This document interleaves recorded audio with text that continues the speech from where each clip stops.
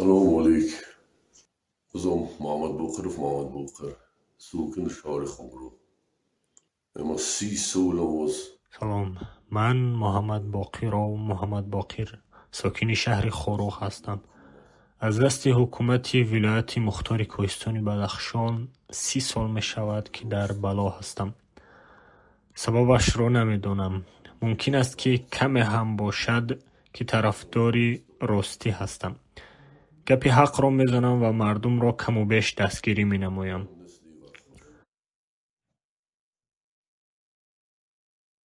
برای همین حکومتداران مرا بد می‌بینند. در بدخشان جوانان قریب نمانده‌اند. متخصصان و خادمان ما را کشتند.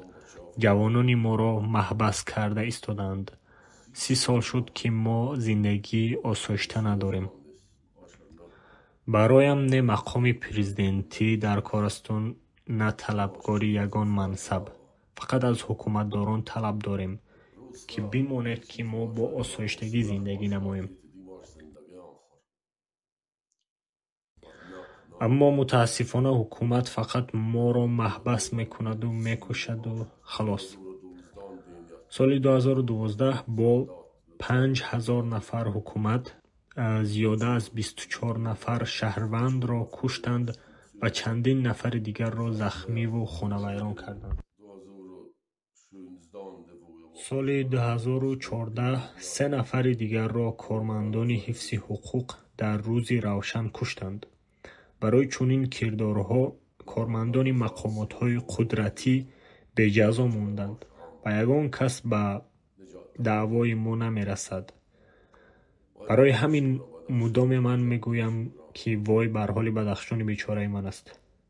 به مانند ایندی‌ها در بنبست و محاصره قرار داریم. نه سلاح داریم و نه سخن. به یگان جا ما راه نمی‌دهند، حتی به مکاتب عالی. ما دشمن هم نیستیم. نه به دولت خیانت کردیم و نه به رئیس جمهور. فقط برای آسایشتگی ملکمان خواستگار هستیم و خلاص.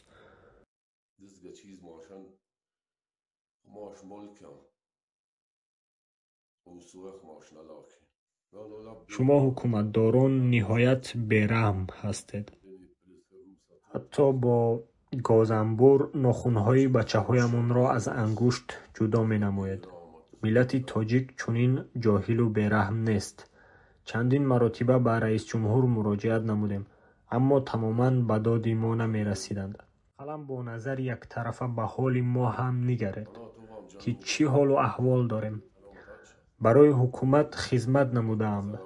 من هم آدمی پرتافتگی نبوده، رتبه هم پلکاونیک بود. کماندیر قسم مرزبانی بودم. در ناحیه مرغاب قسم حربی مرزبانی خوب داشتیم. ناحیه مرغاب را آباد نمودیم. راه کلمه را کشیدیم. بعد از کشیدن این شاهراه مرا حکومتداران فوراً دشمن برآوردند. در وقت ادای وظیفه خدمتم 736 کیلوگرم مواد مخدر گیرین را دستگیر نمودم. من چه گناه داشتم؟ از وظیفه مرا آزاد نمودید. به عوض آنکه برای خدمتم به من یک آردن اسپیتامین و یا رتبه گنرالی میدادید.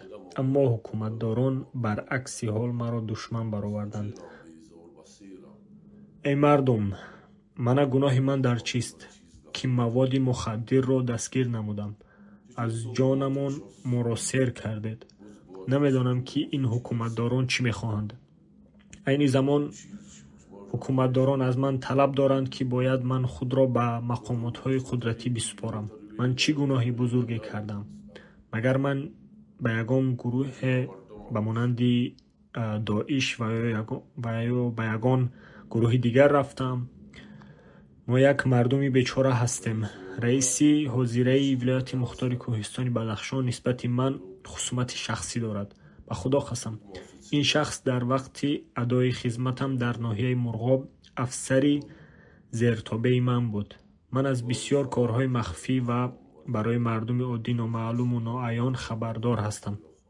مثال، او در تجاوز یک دختر در ناحیه مرغاب دست داشت. به راستی خدا من نمیدانم که او به من چیکار دارد.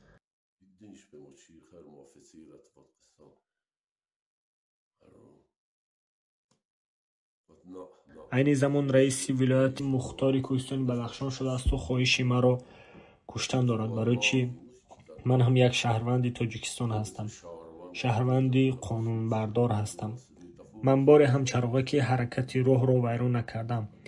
Аммо кам-кам мардумро дастгирӣ менамоям. пеши роҳи қонунвайронкуниҳои ҳукуматдоронро мегирам. Ба ҳар ҳол, оё ягон кас маро дуруст мефаҳмад ё мепурсад? Террористу одамкуш худи ҳукуматдорон ҳастед. Бачаҳоро куштанд ва мехоҳанд, ки айби худашонро бар сари ман бор конанд. ба ҷои он ки айбдорон кормандони мақомотҳои ҳукуматӣ ба ҷавобгарӣ кашида шаванд, баръакси ҳол маро як шаҳрванди бечораро таъқиб карда истодаанд. Не, намешавад. Чунин кирдори мақомотҳои давлатӣ ба ягон чорчӯб дуруст намеояд. ман як умр ба мардуми Ванҷу Дарвоз ҳурмату эҳтиромро ба ҷо овардам ва меорам.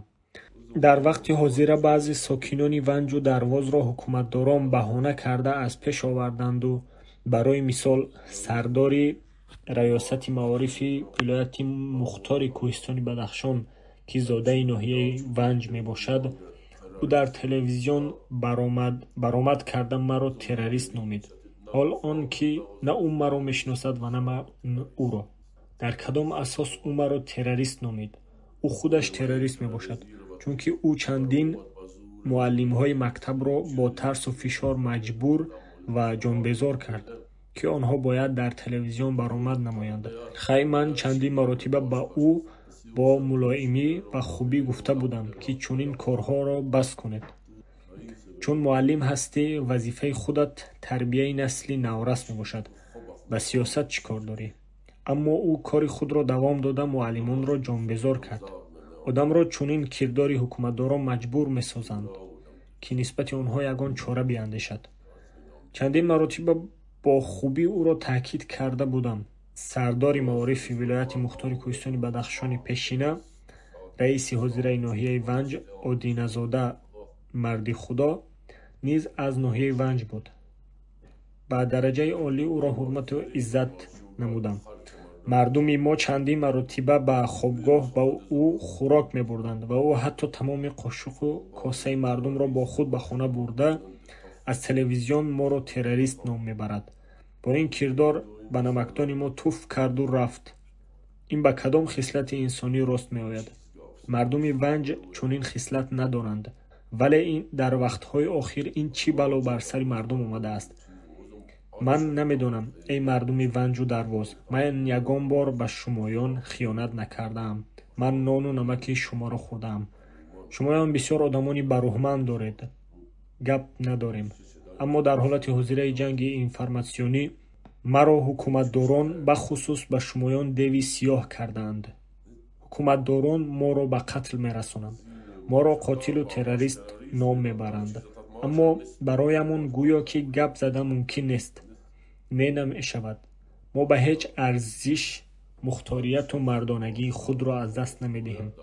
марҳамат, ҳукуматдорон биёянд. ман омода ҳастам. маро ба қатл расонед. аммо мо сарамонро ба шумо хам намекунем. ту, раиси вилояти мухтори кӯҳистони Бадахшон, нисбати ман хусумати шахсӣ дорӣ. аз қисми ҳарбиямон туро пеш карда аз кор озод кардаам. ту худат медонӣ барои чӣ. ҳозир бошад фикр мекунӣ, ки ту раис шуда маро таъқиб карда истодаӣ. ту кистӣ? ту як лейтенант ҳастӣ. бароям як лейтенанти калон будиву мемонӣ. генерал фақат барои худат ҳастӣ.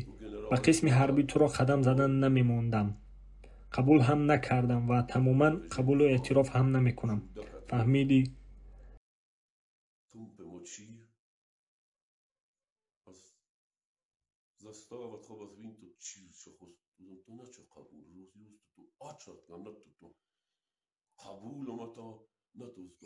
ҳар нияту хоҳише ки ҳам дорӣ, ман омода ҳастам. фаҳмидӣ? биёеду ҳамаи моро ба қатл расонед. ҳозир ҳамаи сохторҳои таъйиноти махсус ва низомиёнро ба хоруқ овардед. ором моро бимонед. мо чӣ гуноҳ кардем? магар мо ба давлат хиёнат кардем? ё ки ба داعش رفتیم.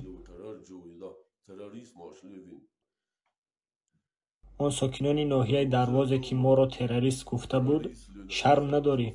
تو پسری خودت در داعش قرار دارد. شرم نداری؟ رویت سیاه. از روشان و شغلان حتی یک نفر هم به داعش نرفته است، اما 58 نفر از ونج و 5 یا 7 نفر از درواز به داعش رفتند.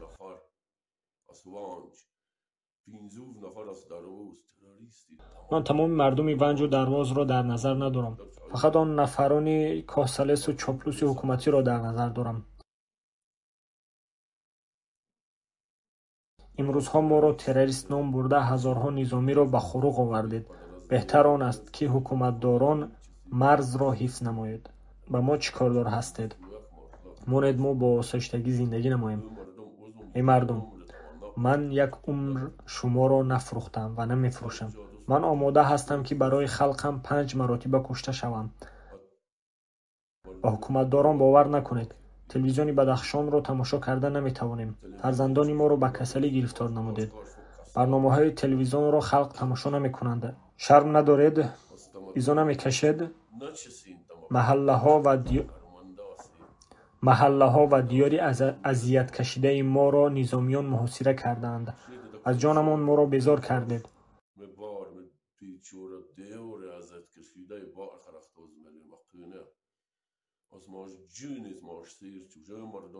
ای مردم، بیایید جمع شویم و چی خواهش حکومتداران دارند بر سر ما کنند. امروزها حکومتداران یگان بلا را بر سر ما می آورند. ما هم آماده هستیم. ما سلاح نداریم، اما ما با سنگ هم باشد خود را محافظت کرده قاتلان را پیش میکنیم. فهمیدید؟ این گپ‌های من برای رئیس ولایت مختار کوهستانی بدخشان. مردم بیچاره را از جانشان بیزار کردید.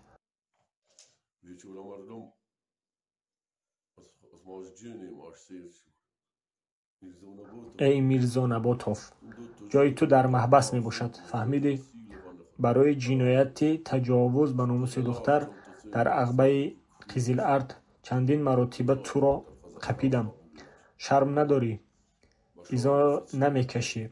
افسر خوب شده به مکتب عالی هم ما تو را داخل نمودیم یا نه؟ از نام کوتای حکومتی 30% پاگرانینستیتوت و گنشتاب را ختم کردی. تو را باید تریبونال بین المللی گاگا برای جنایت‌های ضد آدمیت به جوابگری کشد. فهمیدی گپ‌های مرا؟ شبتان خوش.